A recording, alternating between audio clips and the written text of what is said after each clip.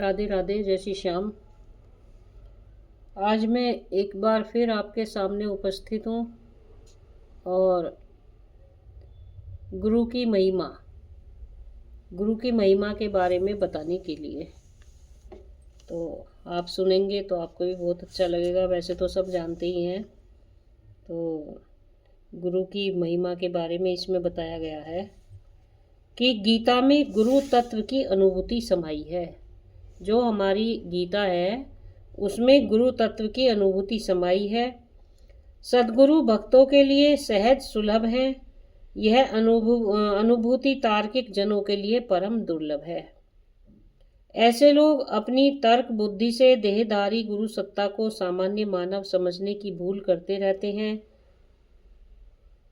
वे सोचते हैं हमारी ही तरह दिखने वाला यह व्यक्ति हमसे इतना अलग और असाधारण किस भांति का महान आत्मा हो सकता है कि यह व्यक्ति हमसे इतना अलग है और असाधारण है।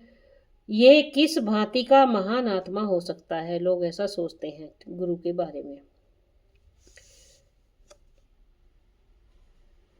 जो ठीक हमारी ही तरह खाता पीता है, हमारी ही तरह सोता है, तो वह भला किस तरह ईश्वरीय तत्व की सघन प्रतिमूर्ति हो सकता है।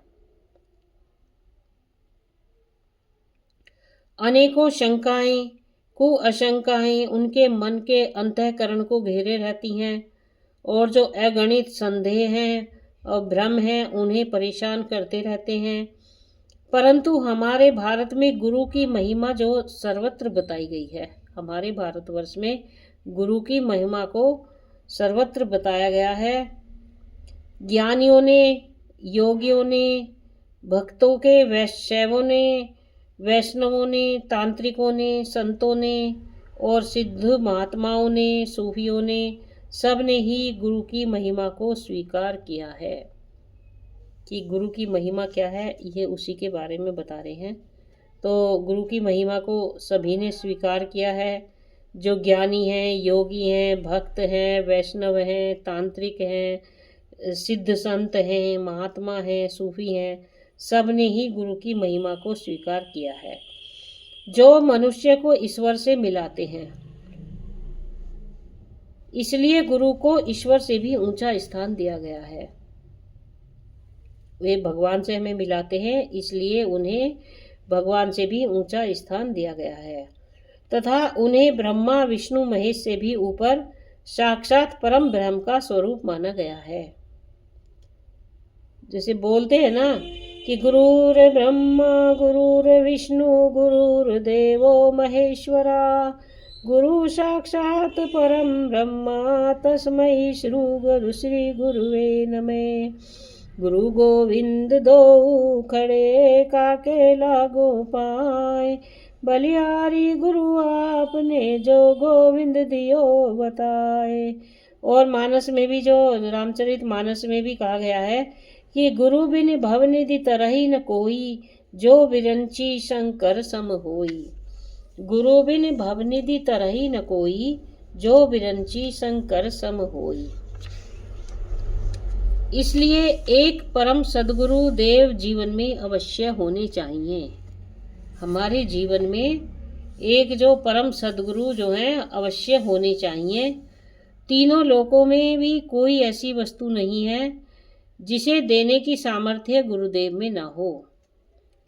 मतलब गुरुदेव की इतनी बड़ी महत्ता है, इतनी बड़ी सामर्थ्य है उनकी कि मतलब तीनों लोकों में से कोई भी ऐसी वस्तु नहीं है जिसे देने की सामर्थ्य गुरुदेव में ना हो।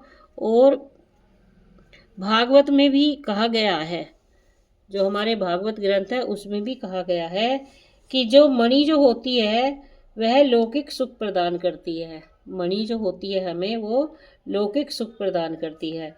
और जो कल्प वृक्ष होता है उसकी तो यह विशेषता है कि उसके नीचे अगर कोई उसके नीचे बैठ जाए और जिस वस्तु की वो कल्पना करता है उसे वही प्राप्त हो जाता है। जो कल्प वृक्ष होता है उसके नीचे बैठकर अगर कोई उसकी किसी चीज़ की कल्पना करता है तो उसे वही प्राप्त हो जाता है। लेकिन यह सामर्थ्य तो उसमें भी नहीं है। कल्प वृक्ष में भी नहीं है कि वो हमें बैकुंठ के दर्शन करा सके। इतनी सामर्थ्य कल्प वृक्ष में और मणि में भी नहीं है जो हमें बैकुंठ के दर्शन करा दें, भगवान के धाम में पहुंचा दें। और यह सामर्थ्य तो केवल हमारे गुरुदेव भगवान में ही है, जो भगवान के चरणों तक हमें पहुंचा देते हैं। जो गुरुदेव है वो भगवान के चरणों तक हमें पहुंचा देते हैं। अब जिस परमात्मा को प्राप्त करने के लिए हम सब एकाग्र होकर ध्यान जप करते हैं, फिर वही प्राप्त नहीं होता। अगर हमें गुरुदेव की कृपामयी दृष्टि मिल जाए तो उस परमात्मा को सहज में ही हम प्राप्त कर लेंगे। जिस परमात्मा को प्राप्त करने के लिए हम एकाग्रचित होकर ध्यान जप करते हैं और फिर भी वो हमें नहीं मिलता है, तो उससे फिर हम अगर गुरुदेव की हमें कृपा में दृष्टि मिल जाती है तो उस परमात्मा को हम आराम से सहज में ही प्राप्त कर सकते हैं। तो शिवे रुष्टा गुरु त्राता गुरु रुष्टा ने कश्चन है कि कहते हैं कि यदि भगवान शिव नाराज हो जाएं तो गुरुदेव बचाने वाले हैं। अगर भगवान शिव नाराज हो जाएं, भगवान हमसे नाराज हो जाएं तो गुरुदेव हमें बचाने वाले हैं। किंतु यदि गुरुदेव हमसे नाराज हो जाएं तो हमें बचाने वाला कोई भी नहीं है। ऐसा कहा गया है, गुरु की महिमा है, इतनी बड़ी गुरु की महिमा है। तो इसलिए हमें चाहिए कि हम ऐसा कर्म करें जिससे गुरुदेव का आशीर्वाद हमें निरंतर प्राप्त होता रहे और हमें परमात्मा की प्राप्ति हो। तो राधे राधे, जय श्री श्याम, जय श्री राधा वल्लभ हरिवंश। और ये गुरुदेव की महिमा के बारे में आपको हमने बताया तो कि गुरुदेव की कितनी बड़ी महिमा है। और वैसे भी बोलते हैं कि गुरु बिन ज्ञान नहीं और गुरु बिन मुक्ति नहीं। ये भी सत्य है कि गुरु बिन ज्ञान नहीं और गुरु बिन मुक्ति नहीं।